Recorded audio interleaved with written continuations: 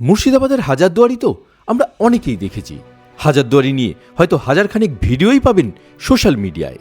কিন্তু আমরা কি এটা জানি যে 1829 সালের 29শে আগস্ট এই হাজারদুয়ারির ভিত্তিপ্রস্তর স্থাপন হয়েছিল একটি সোনার ইট দিয়ে? হয়তো অনেকেই বলবেন জানি, কিন্তু এটা কি জানি যে এই ভিত্তিপ্রস্তর স্থাপন করতে গিয়ে তৎকালীন নবাব নাজিম হুমায়ুন শাহ প্রাসাদ তৈরি করার জন্য যে গর্ত কাটা হয়েছিল সেই গর্তে নেমেই অজ্ঞান হয়ে গিয়েছিলেন?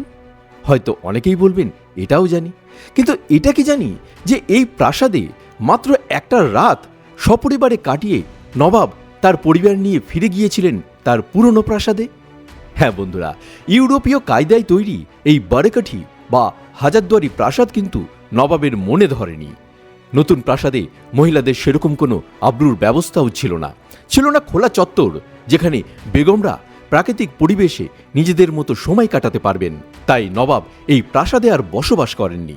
ফলে ধীরে ধীরে এই বিরাট প্রাসাদ চলে যায় এক প্রকার ইংরেজদের দখলে। ইংরেজদের কোনো আধিকারিক কলকাতা থেকে মুর্শিদাবাদে এলে এই প্রাসাদেই তার থাকা খাওয়ার ব্যবস্থা করা হতো সেই সময়।